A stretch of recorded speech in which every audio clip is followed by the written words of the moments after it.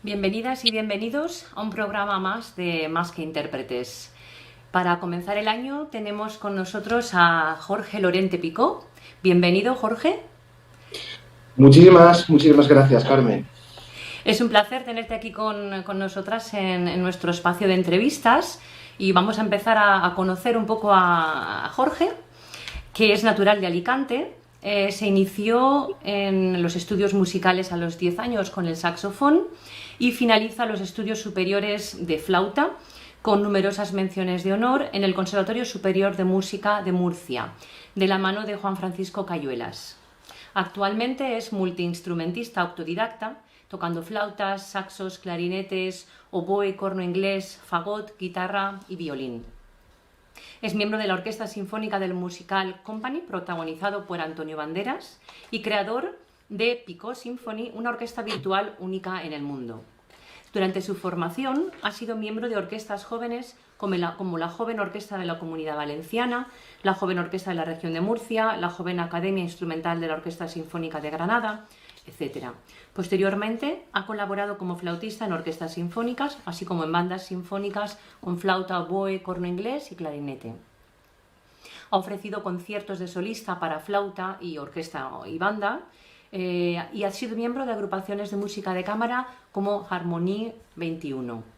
También ha trabajado en la docencia como profesor de flauta de escuelas de música en el Conservatorio Profesional de Sant Joan, así como en el Conservatorio Superior de Música de Murcia. Y ahora sí, empezamos a conocer un poco más a nuestro invitado. Jorge, ¿cómo ves la situación de los intérpretes de música clásica en España? ¿Crees que podría mejorarse o cambiarse y cómo? Muy buenas.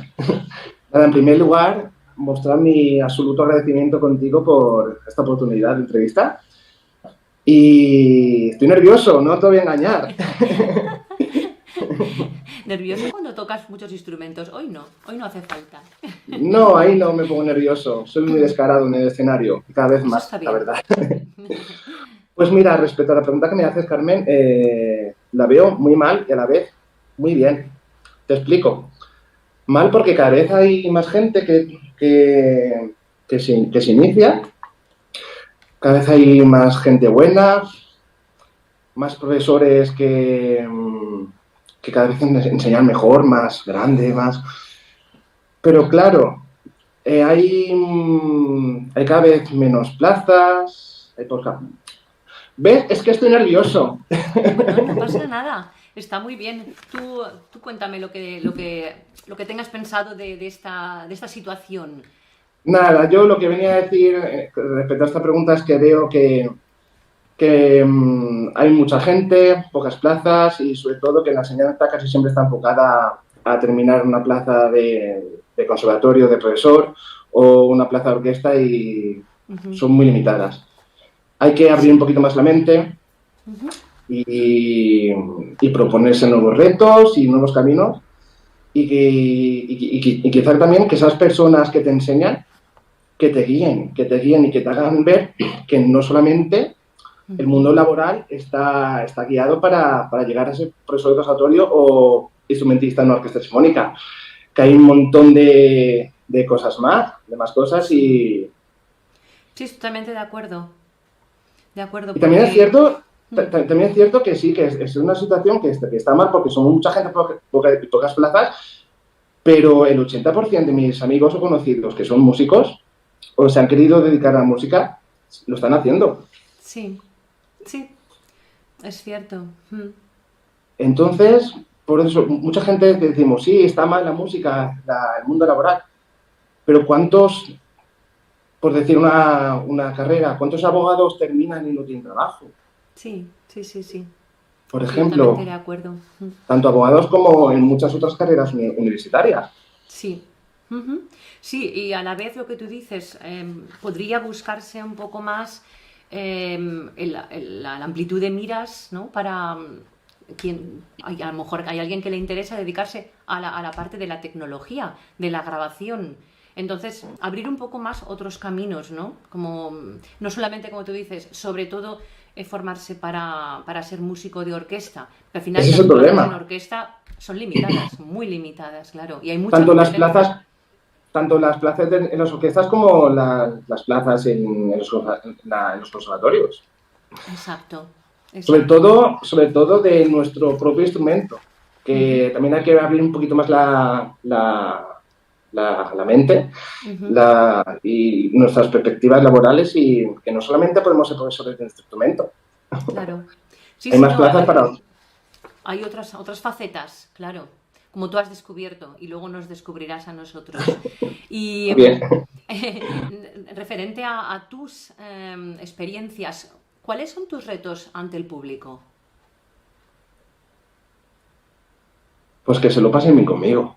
Ujú, un buen propósito, muy bien. Ahora mismo, bueno, depende, ¿no? Cuando, por ejemplo, estoy en la orquesta, el propósito, hacerlo bien y empastar con todos mis compañeros para que el público tenga una buena audición. Ujú, muy bien. Pero claro, ahora mismo estoy con otros proyectos muy distintos y en los cuales me centro en que el público se lo pase bien conmigo.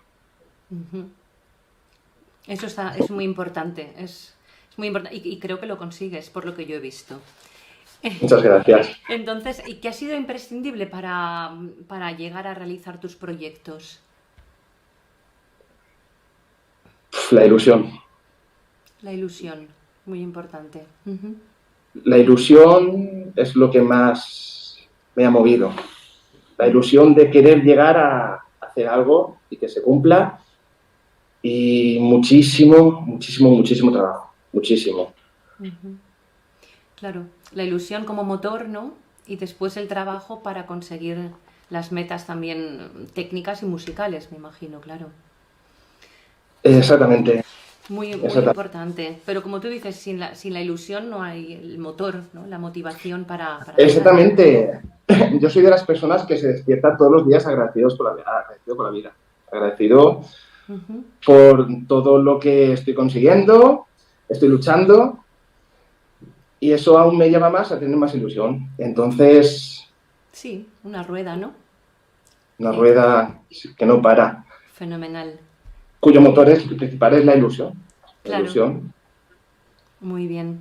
Y entrando ahora ya en la faceta de instrumentista, tú eres flautista profesional y durante la pandemia empezaste a grabar vídeos en los que mezclas estudios como los de Andersen, que no son fáciles, con canciones tan típicas como Bésame o el vídeo que titulas Rubia Gitana, que vamos a ver uno de los arreglos. Ahora, antes de que nos cuentes cómo llegas a esta idea y a este resultado. Vamos a escuchar un poquito.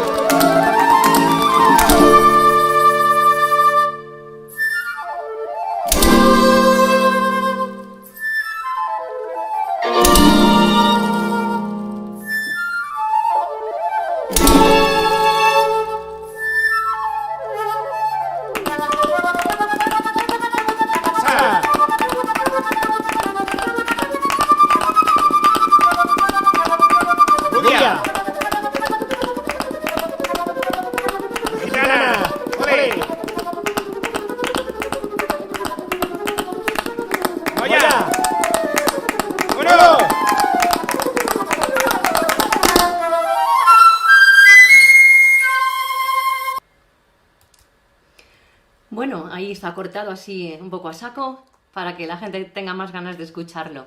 Bueno, fantástico. Yo cuando lo vi la primera vez, claro, un estudio tan difícil, no sé cómo haces para meter la canción, esta obra, o Bésame armónicamente, luego además tocar los instrumentos y luego además grabarlos y hacer esa composición en la que además se ve cómo baila, no sé si es tu madre. Mi madre se ofreció para la pandemia. Esto fue exactamente. La pandemia. Bueno, cuéntanos cómo surge la idea y cómo llegas a este resultado. Pues como todos sabemos, el confinamiento dio para mucho, para mucho. Y yo ya de pequeño, ya de pequeño era una persona muy creativa. Entonces, mi creatividad en el confinamiento se multiplicó por 1.000.000. Entonces, yo cuando estábamos en casa todos los días, yo estaba trabajando en el conservatorio a través de una cámara, un ordenador, en mis clases. Pero yo al estar tanto tiempo en casa, necesitaba hacer más cosas. Entonces, cuando me ponía a estudiar flauta, porque en aquel entonces solamente estudiaba la flauta, y tocaba estudios, yo pensaba, tienen que haber más... Esto se podría mejorar. Y mira, sinceramente, estoy intentando pensar cómo llegué a ello, pero es que no lo sé. No lo sé. La creatividad, un día dije, voy a hacer algo diferente. Créeme, Carmen, que estoy intentando pensar cómo llegué a hacerlo y no sé responderte. Se me ocurrió así porque sí, de un día para otro. Sí. Pero, por ejemplo, yo no conozco si esto es una canción o es una canción que tú compusiste a raíz del estudio, pero en el caso de Bésame, que sí que hay una armonía, que se reconoce la canción, tuviste que adaptar las armonías al estudio en sí, ¿no? Hay un trabajo también ahí de composición. Exactamente, sí. Pero es que esas ideas me venían solas. Yo cuando llegaba la noche me acostaba a dormir, me venían un montón de ideas a la cabeza, hasta el punto de que no podía dormir. Uh-huh. Entonces, por eso me estoy intentando pensar cómo llego a hacer esos vídeos, esos estudios que tengo, pero es que no lo sé, me sale solo, me llega a la mente, me llegan un montón de ideas a la cabeza, las apunto para que no se me vaya ninguna y cuando en el proceso de creación pues las plasmo. Sí. Uh-huh. O sea, bastante intuitivo en ese aspecto, ¿no? Exactamente. Sí que es cierto que justamente el estudio de color que tengo, que es el que se llama Bésame, me lo propuso Vicent Prats. Uh-huh. Me propuso hacer un estudio acompañado con ese, porque justamente antes de hacer el color hice el estudio número 1 de Don John, que fue la primera creación que hice. Entonces se ve que lo vio, le gustó y me propuso, Jorge, que no te atreves con este. Y ya salió el de Bésame. Está fenomenal también, está muy bien. Y además con la particularidad que acaban con un karaoke, para poder tocar encima, ¿no? Eso vamos a ver ahora, esta posibilidad de que sea un karaoke y poder disfrutar tanto como vemos que tú disfrutas tocando. Vamos a escucharlo.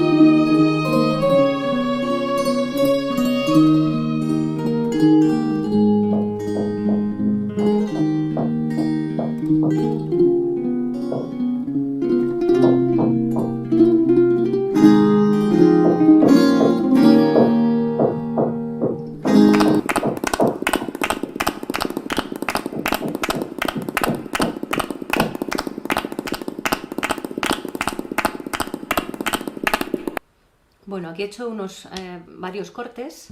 El estudio es de Cargelert, es la Chacona.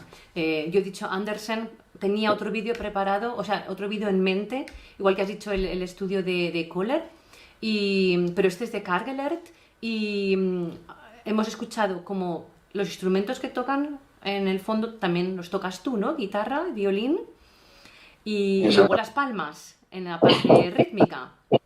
Exactamente. Bueno, explícanos un poco. ¿Se te ocurre todo así a la vez y luego dices, voy a probar con las palmas, voy a probar con el violín y te escribes las melodías o las tocas simplemente sin tenerlas ni que anotar? No sé. Pues antes de iniciar el proceso de componer, yo mientras toco el estudio me imagino muchas cosas. Muchas cosas. Entonces, para intentar que no se me vaya ninguna, tendrías que ver mis esquemas, mis partituras, muy alocados. Claro. Exactamente. Entonces, cojo un instrumento, bueno, grabo el estudio primero, grabo el estudio con la flauta y voy uno por uno. Con uno grabo encima, grabo uno. Pero a lo mejor mientras estoy grabando ese instrumento que estoy grabando, por ejemplo el violín, me está viniendo a la cabeza qué es lo que puedo hacer con la guitarra. Y así con todos. Sí que es creativo, sí. Muy creativo. Sí que es cierto que sobre la partitura del estudio me escribo la armonía con los acordes de la guitarra que creo que pueden encajar. Y ya de ahí las voces secundarias o los adornos viene después. Viene después, muy bien. También en la pandemia empezaste a tocar otros instrumentos, como hemos visto, lo cual se ha convertido hoy en tu trabajo como multiinstrumentista. ¿Tocabas ya antes otros instrumentos y cómo surge la idea de aprenderlos y de grabar vídeos con tan distintos instrumentos? Porque no es que se parezcan tanto unos con otros. Exactamente. Yo creo que fue gracias al proceso en el que yo me he formado como músico con los distintos instrumentos con los que empecé. Quiero decir, yo empecé con saxofón. No, miento, yo empecé con la guitarra de pequeño, a los 9 años. Entonces, gracias a que yo empecé con la guitarra, cogí habilidad con los dedos y eso me trajo que cuando empecé con el violín a los 19 ya tenía como cierta habilidad con los dedos, en las cuerdas. Pero bueno, no lo que quería explicar ahora mismo. Yo me inicié con la guitarra y después al saxofón. A los 14 años dejé el saxofón para seguir con la flauta, para empezar con la flauta, que era el instrumento que yo realmente me di cuenta que quería tocar. ¿Qué sucede? Que en el confinamiento me volví loco. Yo veía los vídeos estos que hacían las bandas y las orquestas, cada uno desde su casa, que cada uno se grababa su parte y después alguien editaba el vídeo para simular un concierto. Entonces yo veía esos vídeos y pensaba, yo quiero hacer eso, pero yo solo con todos los instrumentos. Entonces, pues, rescaté mis habilidades de saxofonista, rescaté mis habilidades de casi violinista, porque lo estudié durante 2 años. Le quité el polvo al saxofón.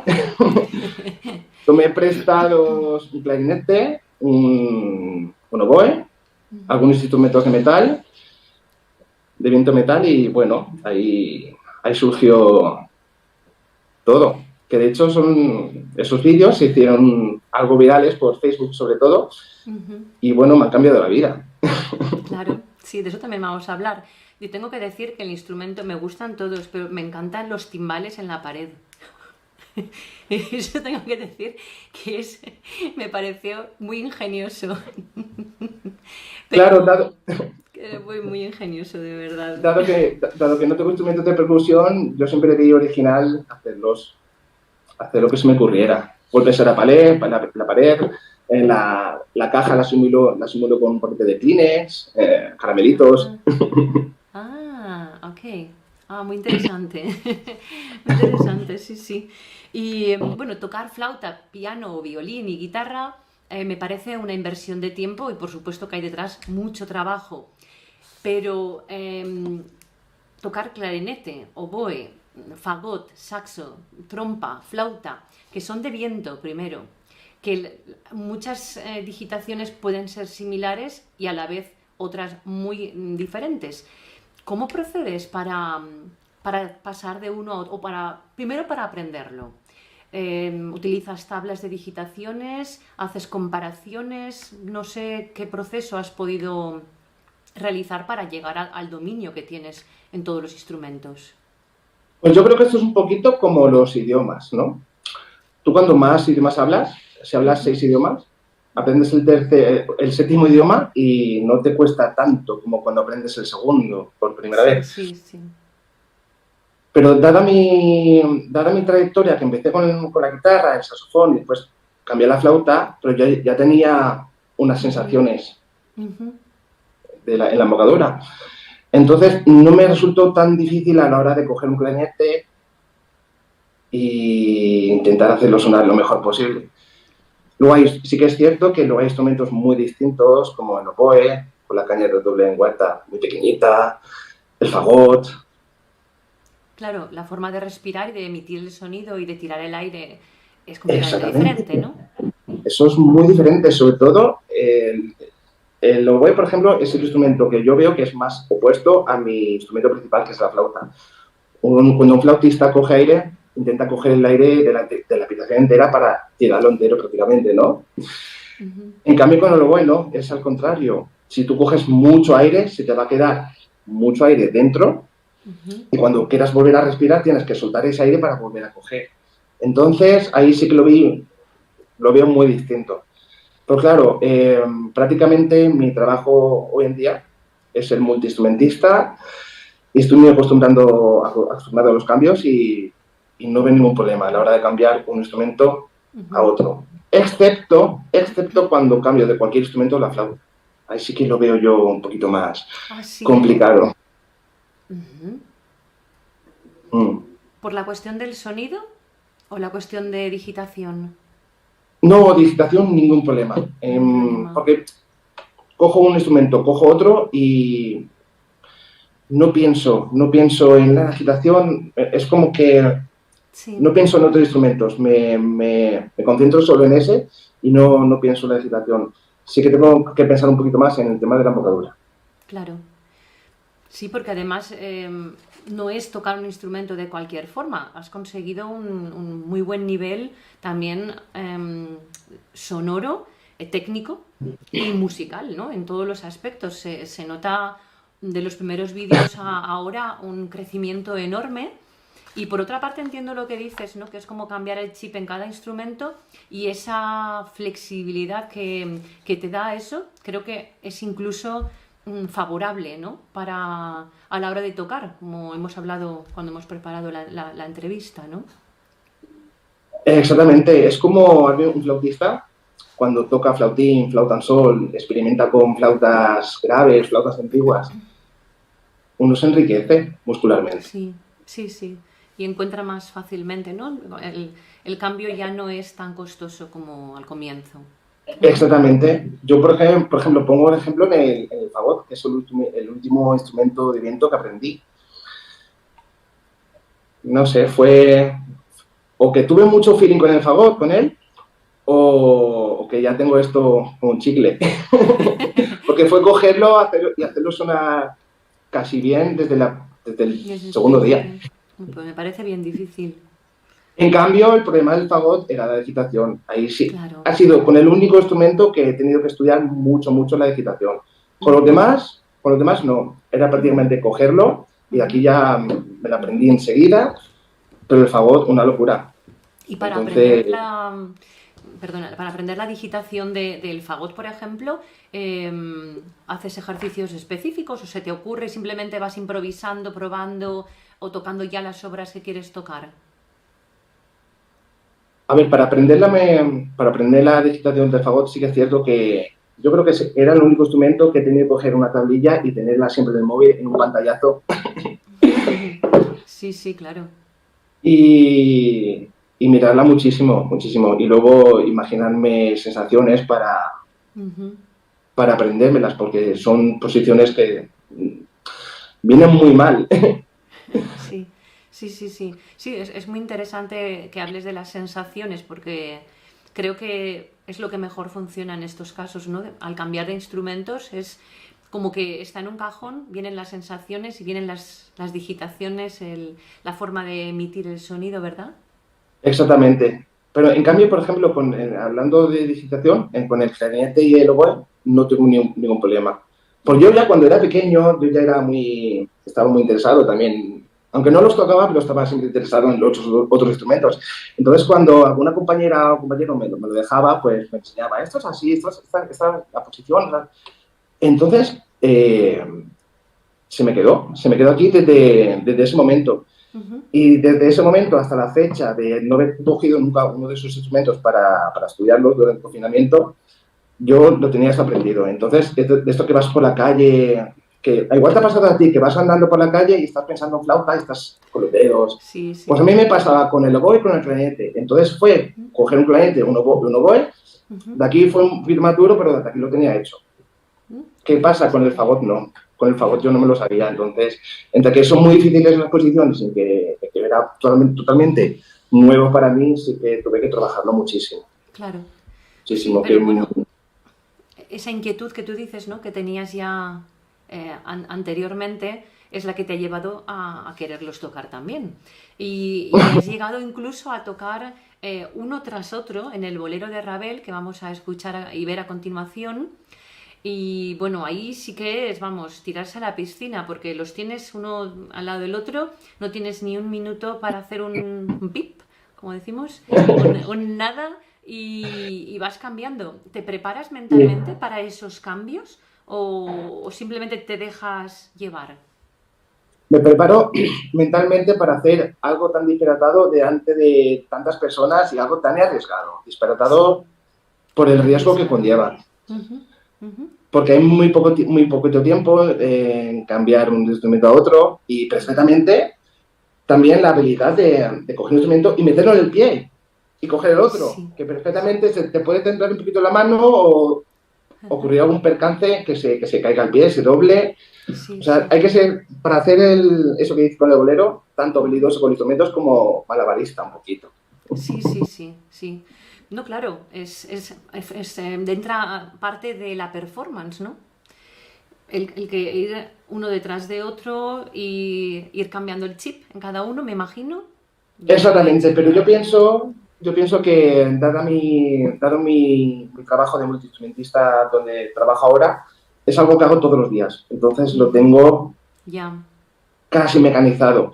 Ujú. Lo que pasa es que no de forma tan expuesta como me atreví en el En el bolero. bolero, sí. Pues vamos a escucharlo. Vamos a escuchar un fragmento. Vale.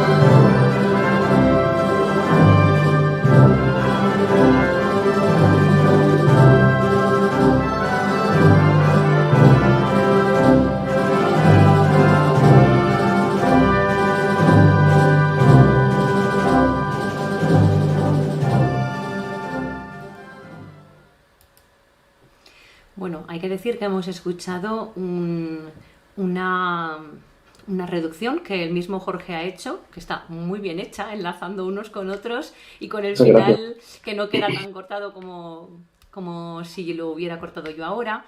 Entonces, no vemos cómo va cambiando de unos a otros, pero se puede ver en el vídeo de tu página, ¿verdad? Tu página web. Sí, en YouTube. En YouTube, exacto. youtube.com/Pico Symphony. Pico Symphony, exacto. Tanto en YouTube como en Instagram.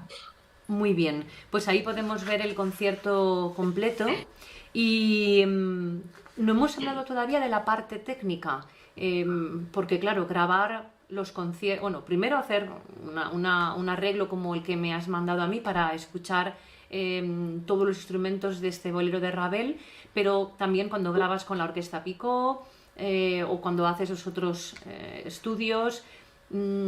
¿Cómo es la parte técnica, la tecnología que tanto problema nos da siempre a los músicos? O a lo mejor tú ya tienes una experiencia previa, no lo sé. Pues la verdad es que no la tenía, pero como ya tenía en la mente de cómo quería que resultaran ser mis vídeos, luché muchísimo para aprender investigué sobre los programas que había, los que estaban a mi alcance, y me armé de valor y de paciencia para aprender y poder ofrecer el resultado que yo quería. Sí que es cierto que al principio sí que usaba programas gratis de internet, pero claro, cuando estás 5 horas editando un vídeo y se te cuelga y se te va todo al garete, pues imagínate cómo se pone uno de cabreado. Así que me los acabé comprando y lo tomé como una inversión, tanto los programas de edición como el micrófono, la tarjeta de sonido y los instrumentos también. Claro, y el tiempo invertido, claro. El tiempo, por ejemplo, hay uno de los vídeos que tengo que hay 60 cuadraditos, que hay una orquesta sinfónica al completo con un coro de 20 Jorges. Pues imagínate la inversión de tiempo y el cuidado que hay que tener con la edición, con un programa que te funcione, para que después de editar 8 horas que me llevó ese vídeo, que no se te vaya a garante el trabajo. Claro, es que hay que preparar cada voz, si estás cantando o si estás tocando, con cada instrumento, grabarlo. Y a mí me hace mucha gracia porque todos miran en la dirección correcta. O sea, tú estás como director en el medio y los violines tienen que estar en su sitio y los que cantan tienen que estar en su sitio. Y cuando alguien dice algo, porque siempre hay una nota de humor que luego hablaremos de ello, tienen que mirar en la dirección correcta. Eso, aparte de la técnica, también me parece difícil saber cómo te colocas. Exactamente, porque no es la primera vez que me pasa que grabo un vídeo, grabo bajo la sección de los violines segundos. Y después de ver los vídeos, cabrearme, de ver que no se ha grabado en el ángulo que yo quería y tener que volver a grabar los 6 violines segundos. Y así, pues con todo. Luego también es cierto que en cada vídeo de los míos, casi siempre hay una nota de humor que intento que se vea claramente. Pues luego a la hora de la edición hay que pensar muchísimo. Claro, ahora que hemos hablado de la nota de humor, vamos a escuchar un fragmento con la Orquesta Picot con mucho humor.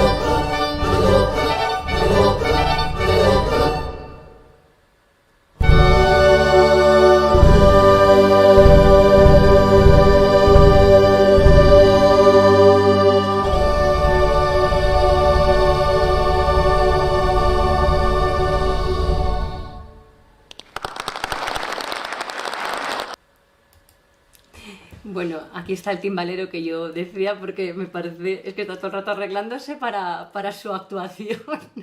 Entonces, la nota de humor en todos los vídeos, como tú dices. Claro, porque si te das cuenta hay un humor de todo tipo, pero esas cosas cuando se me ocurren sin querer. Por eso antes me he liado intentando explicar cómo llego a hacer un vídeo o cómo es el proceso, pero es que no sé explicarlo porque es que me viene solo. Soy muy creativo y me vienen las ideas solas a la cabeza. De hecho, sí, muchas veces cuando me pongo frente a un papel y venga, vamos a hacer un vídeo, voy a pensar en esto, y no me sale. Las cosas me salen pues cuando estoy conduciendo, cuando ando por la calle, cuando antes de ir a dormir, cuando estoy incluso hablando con una persona durante una conversación, y todas estas cosas que solo no sé. Es muy... A ver, esas notas de humor es que están muy bien conseguidas, porque es que te salen las sonrisas, que ves al que llega tarde y los demás están ahí riñendo. O cuando a uno le suena el móvil, el percusionista que siempre... le suena el móvil, exacto. Entonces, no, tu objetivo de que la gente lo pase bien está conseguido. Bueno, y aparte, por supuesto, como músicos, cuando se escucha un trabajo de esta categoría y de esta magnitud, por supuesto que se reconoce el trabajo que hay detrás, instrumentalmente, musicalmente y tecnológicamente. O sea que... Gracias. Y bueno, antes de hablar del siguiente proyecto, estamos viendo en pantalla a Jorge con Antonio Banderas. Y porque Jorge, como en su faceta de multiinstrumentista, le ha traído nuevos tipos de trabajo. Entre ellos está en la actualidad tocando en el musical Company, ¿no?, que se llama el musical de Antonio Banderas. Bueno, explícanos un poco, y antes de escuchar un fragmento, primero cómo fue que te buscaran para ese trabajo y cómo es el trabajo en sí. Para mí fue un infarto, la verdad. Fueron una de las primeras cosas buenas que me pasaron gracias a ser multiinstrumentista. Y bueno, yo explico. Yo estaba trabajando en el conservatorio y recibí una llamada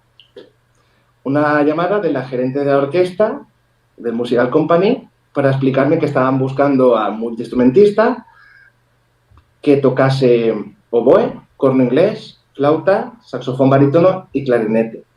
Y que habían dado conmigo gracias al tema de los vídeos, que se hicieron virales por Facebook. Y bueno, me explicó la propuesta, que era para formar parte de la orquesta del musical como multiinstrumentista. Y es que no me lo pensé. Y luego no me lo pensé. Fue un tren que yo pensaba, si no lo cojo ahora... Yeah. Y dado que en España la faceta del multiinstrumentista me he ido dando cuenta, conforme he ido trabajando este año allí en musical, que la faceta del multiinstrumentista en España no está muy vista, y aún más raro es ser multiinstrumentista que toque el oboe también, porque es un poquito más habitual encontrar a saxofonistas que tocan clarinete, un poquito de flauta o viceversa, pero ya cuando te sales de esos tres, bueno, cuesta encontrar. Entonces vi un camino muy grande para mí. Para tu nueva y estoy allí en el musical tocando y el más feliz del mundo. ¿Y cómo es el trabajo en el musical? ¿El trabajo previo a las actuaciones? Pues primero los actores, el elenco, ensaya por un lado y los músicos por otro. Ensayamos según, ¿no? O sea, entre 2-3 semanas, y ya cuando ya está todo preparado, nos juntamos elenco y musical, tanto detrás del escenario como en el escenario. Y luego ya, cuando empiezan las primeras funciones, alguna vez se hace un ensayo puntual, pero no es necesario ensayar como una orquesta sinfónica todos los días, por ejemplo, para preparar un nuevo repertorio, porque en musical lo hacemos el mismo todos los días, claro. Que a la vez también es duro porque es fácil desconcentrarse. Al hacer lo mismo todos los días es fácil distraerse o confiarse. Claro, sí, sí. Pero bueno, para mí es muy divertido, muy divertido porque al tener tantos instrumentos y un largo camino que recorrer y aprender con cada uno de ellos, para mí cada función es una clase, es un reto nuevo. Muy bien. Pues vamos a escuchar un pequeño fragmento del musical. Vale. ¿Quién quiere salir? Puedo conocer a alguien si me dice que oye y puedo entender a alguien si me suelta yo sé que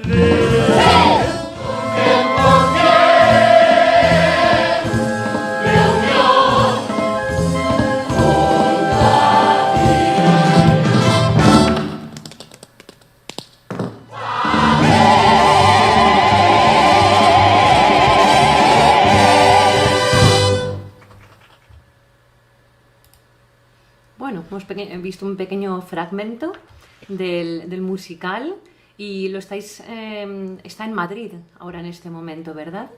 ¿Hasta cuándo? Exactamente. Empezamos en Málaga, seguimos en Barcelona y ahora estamos en Madrid desde noviembre hasta el 14 de febrero. En el Teatro Albéniz. Muy bien. Pues nada, te deseo muchos éxitos como instrumentista en este musical y en muchos otros que seguro que vendrán. Y para ir acabando, me gustaría hablar de un proyecto nuevo que tienes, también como multiinstrumentista, ¿no? Como titulado Picot Symphony, el niño orquesta. Y me gustaría saber en qué consiste, qué lugar tienes tú, además de ser el autor del guión y el multiinstrumentista. ¿Qué más facetas has desarrollado para llevarlo a cabo? Y bueno, también para qué público está pensado y dónde y cuándo van a tener lugar las funciones. Pues una de las facetas nuevas que he desarrollado, que tengo que mejorar, es la faceta de actor. Bueno, voy a empezar desde el principio. Es un proyecto, yo creo que puede ser muy interesante, dado que es un proyecto para hacer un concierto, bueno, muchísimos, ojalá que muchísimos, pero es un proyecto de un concierto didáctico para multiinstrumentista, solista y orquesta sinfónica. Es un cuento musical que trata de un niño, que soy yo, Picot, por eso tengo que ser actor. Trata de un niño que quiere tocar todos los instrumentos de la orquesta. Entonces, a la vez que es un proyecto didáctico que enseña al público los instrumentos, el funcionamiento, todo. ¿Te puedes creer, Carmen, que estoy nervioso?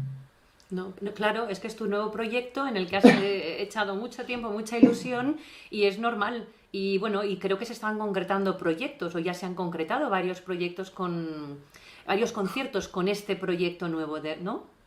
Exactamente, ya hay varios conciertos cerrados y es posible que surjan más. Pero bueno, voy a intentar contarlo bien, que antes me he explicado muy mal. Es un concierto didáctico en el que tiene una dualidad. Y una es que es un concierto didáctico para enseñar los instrumentos al público de una forma muy especial.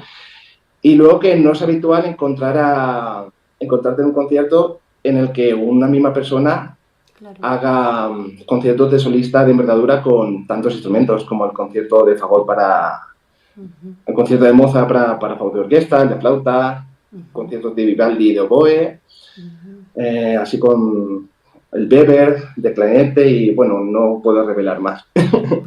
Pero un gran repertorio, claro. Exactamente. Y a la vez, pues tiene ¿no? La gracia que es para es un concierto didáctico que puede enseñar mucho y la gente divertirse bastante. ¿Y podemos saber si ya tienes fechas concretas y dónde podríamos escucharlo? Sí, en principio habrá el día 10 de marzo 2 pases en el auditorio de Rojales y el 12 de marzo en el Auditorio Internacional de Torrevieja. Ambos conciertos con la Orquesta Sinfónica de Torrevieja. Muy bien, pues tomamos nota y esperamos que tengas muchos más conciertos con este proyecto, que es muy interesante, muy arriesgado en cuanto a todo lo que conlleva, ¿no? de estudio por tu parte, de preparación, además del guión.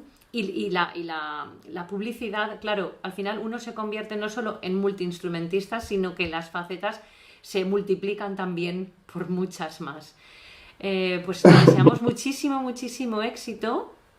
Creo que no nos hemos dejado nada en el tintero que queríamos comentar, ¿verdad? Sí, una cosita, se me ha olvidado comentar. Picó, respecto al cuento, el niño Picó será guiado por un narrador que se llamará el espíritu de la música. Vale, será el espíritu de la música quien le proporcione magia a Picó para que sepa tocar bien los instrumentos. Y hay un juego ahí con él, con el espíritu y era importantísimo decirlo y se me había olvidado por los nervios. Claro, el toque mágico para poder desarrollar ese talento que, bueno, tú has desarrollado sin magia, solamente con talento y esfuerzo. Entonces, ilusión, como nos has dicho al principio. Pues esperemos que mucha gente pueda escucharte en muchos conciertos, en muchos proyectos y, bueno, también en otros musicales. Y solamente darte las gracias por estar aquí, por contarnos de tus proyectos, de tus ilusiones. Bueno, muchísimas gracias, Jorge. Muchísimas gracias a ti por la oportunidad, a pesar de lo enrevesado que he seguido hablando en esta entrevista por los nervios, porque es la primera vez que me encuentro en una situación como esta. Sí. Muy agradable, pero soy muy nerviosa, así que pido disculpas también al público que me escuche. No, lo importante es cuando tocas, vamos, no se te nota para nada nunca nervioso, entonces te hemos entendido perfectamente, se ha quedado claro tus proyectos y tu forma de trabajar, que es lo que queríamos comentar. Así que gracias de nuevo y gracias a los que nos escucháis y bueno, os esperamos en la próxima entrevista que tendrá lugar en breve. Hasta la próxima. Muchas gracias. Hasta luego, Jorge. Chao.